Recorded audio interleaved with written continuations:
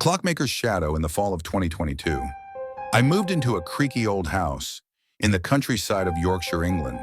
The place was a steal, cheap rent, isolated, with a history the landlord brushed off as just local gossip. Built in the 1800s, it had belonged to a reclusive clockmaker named Thomas Hargrove.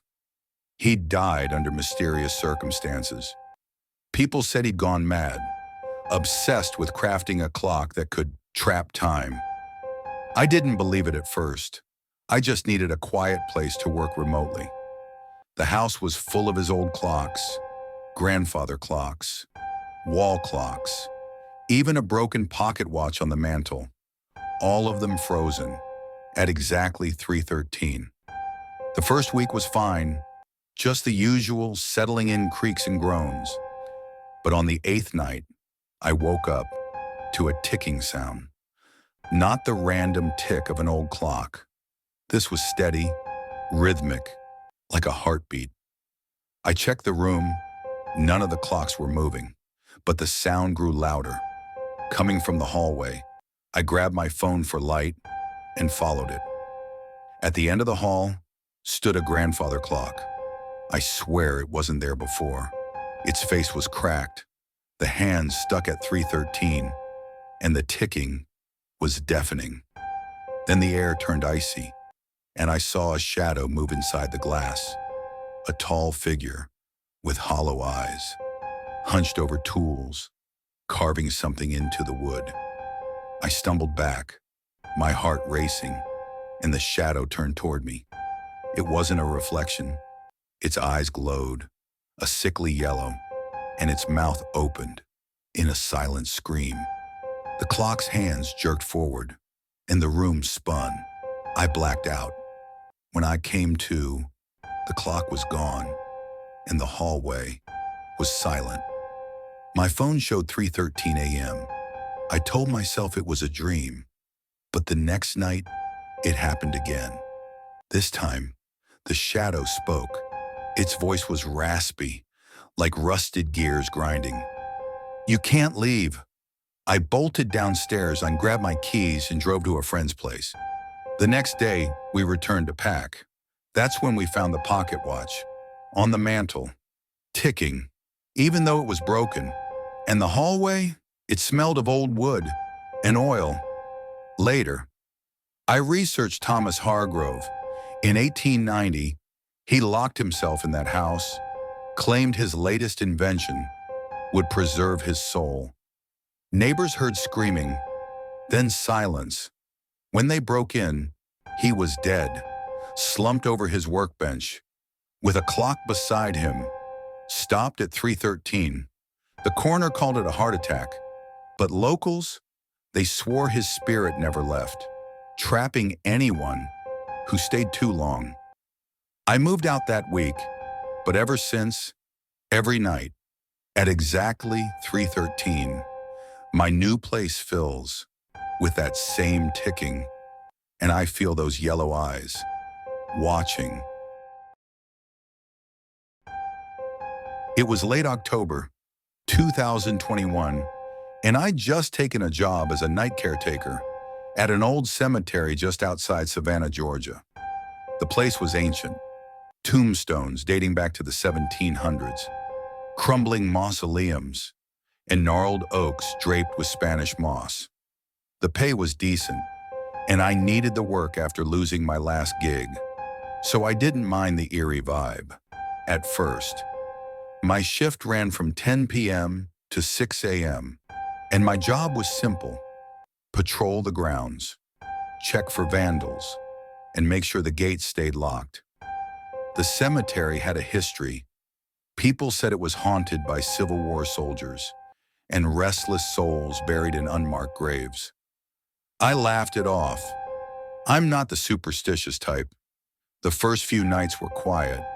I'd walk the gravel paths with a flashlight, the beam cutting through the fog, listening to the rustle of leaves and the occasional owl. But on the 4th night, things changed. Around 2 a.m., I noticed a faint, flickering light near the oldest part of the cemetery, where the moss-covered tombstones leaned like crooked teeth. It wasn't my flashlight. Mine was off, resting in my hand. It was a soft, golden glow, like an old lantern, bobbing slowly between the graves. I figured it was a trespasser, maybe a drunk kid playing a prank. So I grabbed my radio and headed toward it. As I got closer, the light stopped moving. I called out, "Hey, you're not supposed to be here." No answer, just the sound of my boots crunching on the gravel.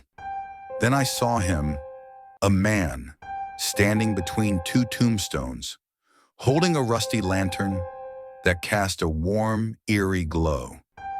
He was dressed in tattered clothes, faded gray coat, boots caked with mud, and his face was hidden under a wide-brimmed hat. He didn't turn toward me, just stood there, perfectly still. I radioed the security office, but the line crackled with static. My gut told me to leave, but I had a job to do, so I stepped closer.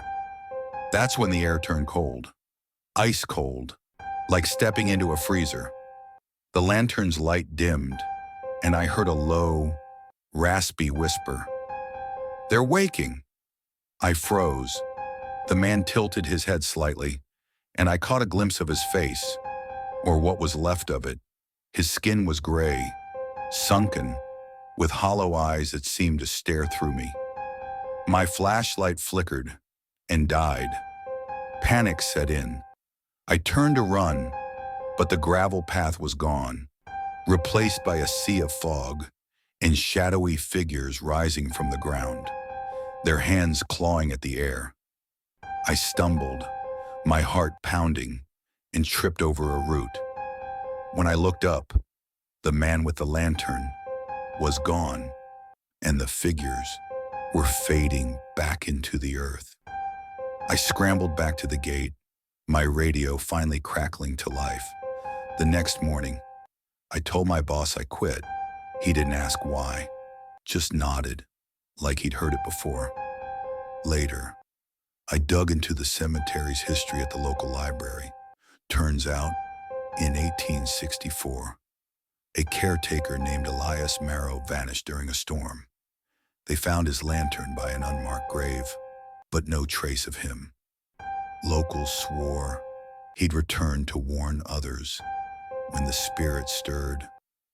I never went back, but some nights, when the fog rolls in, I swear I see that golden light flickering outside my window, and I don't sleep. The Nighttime Dog Walker. In 2018, I was living in a small town in upstate New York. I worked late shifts at a diner, so I'd often walk my dog, Max, around 1 a.m. Our usual route took us past an old abandoned church at the edge of town. The church had been empty for decades. Broken stained glass windows, overgrown ivy, the works. Max always got uneasy near it, but one night, he froze mid-step, staring at the church doors. I tugged his leash, but he wouldn't budge. Then I heard it, a faint tapping, like fingernails on glass, coming from inside. I figured it was the wind, but there wasn't a breeze. Max started growling, low and guttural, his eyes fixed on the doors. That's when I saw a shadow move, behind one of the broken windows, a tall, thin silhouette, too tall to be human. My heart raced. I yanked Max's leash, and we bolted home. The next day, I asked a neighbor about the church. She went pale and said, "Oh, you heard him too? That's the preacher. He hanged himself in the bell tower in the 60s. They say he never left." I haven't walked Max past that church since.